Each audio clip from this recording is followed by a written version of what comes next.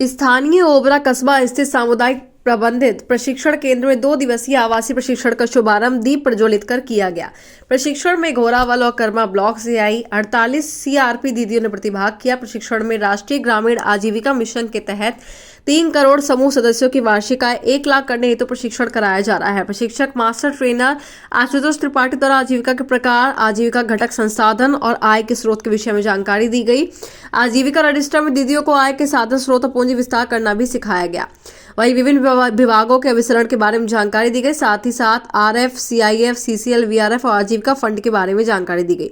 इस अवसर पर सीएलएफ अध्यक्ष पूनम देवी, नेफेड के डीसी और घनश्याम रजवंती के साथ तमाम जन मौजूद रहे। सोनभद्र से राकेश कुमार कनौजिया की रिपोर्ट।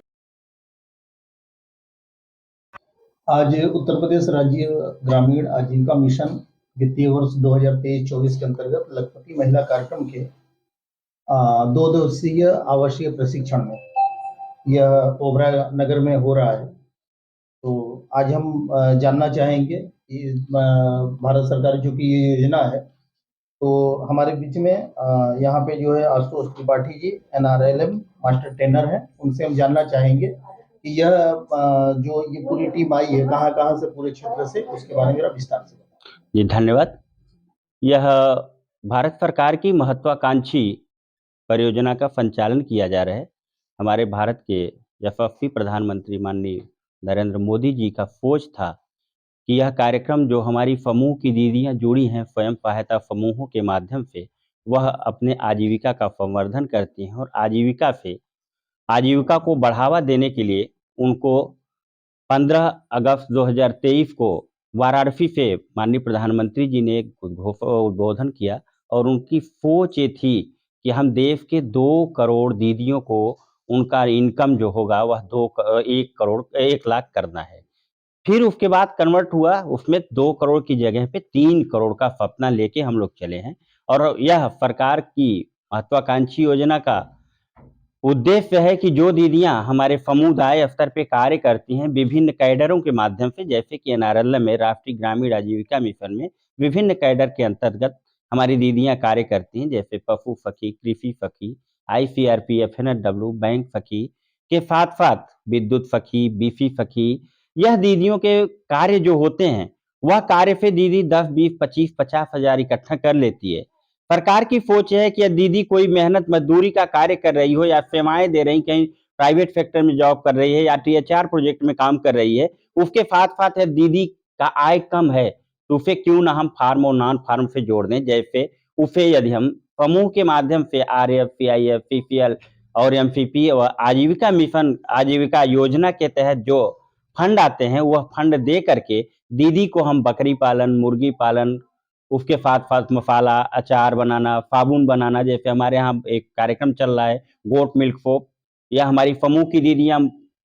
बकरी के दूध का साबुन बना रहे हैं जो कि आज के डेट में बहुत अच्छा है, जिससे हमारे स्किन के स्पेशलिस्ट डॉक्टर्स लोग भी एक्सेप्ट करते हैं। साथ ही साथ हमारी समूह की दीदियाँ जिनकी आय कम है, उन्हें हम आजीविका संवर्धन के लिए THR प्रोजेक्ट में जोड़ते हैं। हम और उसके साथ-साथ सरकार की जो सोच थी, जो अभिसरण की बात करते हैं, कन्वर्जेंस की बात करते हैं,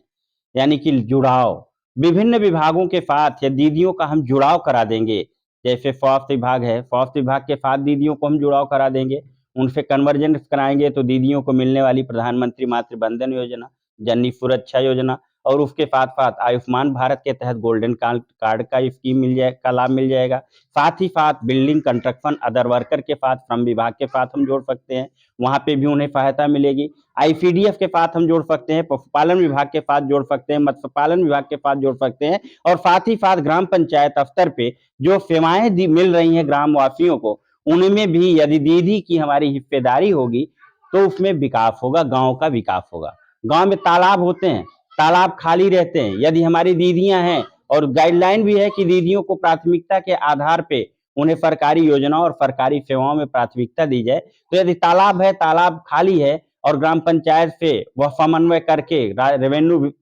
से समन्वय कर लें तो एक पट्टा हो जाएगा और पट्टे के साथ मत्स्य पालन दीदी करके 1,50,000 रुपए का इनकम कर सकती हैं। ये सोच है और इसके लिए जनपद सोनभद्र के 10 ब्लॉकों से दीदियों का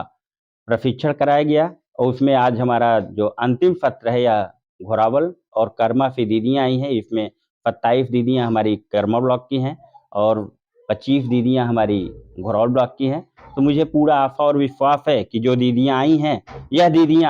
यह दीदी सीआरपी होगी और यह सीआरपी दीदी जब यहाँ से प्रशिक्षण लेके जाएगी तो अपने ग्राम संगठन स्तर पे 70 से 80 संभावित लखपति दीदियों को प्रशिक्षण देगी और प्रशिक्षण के साथ साथ उनका उत्साहवर्धन करेगी, कैपेसिटी बिल्ड करेगी और हैंड होल्डिंग के साथ साथ सरकार की विभिन्न योजनाओं और विभिन्न स्कीमों से जोड़ने का कार्य करेंगी, जिससे सभी दीदियों का सपना साकार हो सके और हमारा उद्देश्य है समूह से समृद्धि की ओर, हम समूह से समृद्धि की ओर के सपने को साकार कर सकें। धन्यवाद।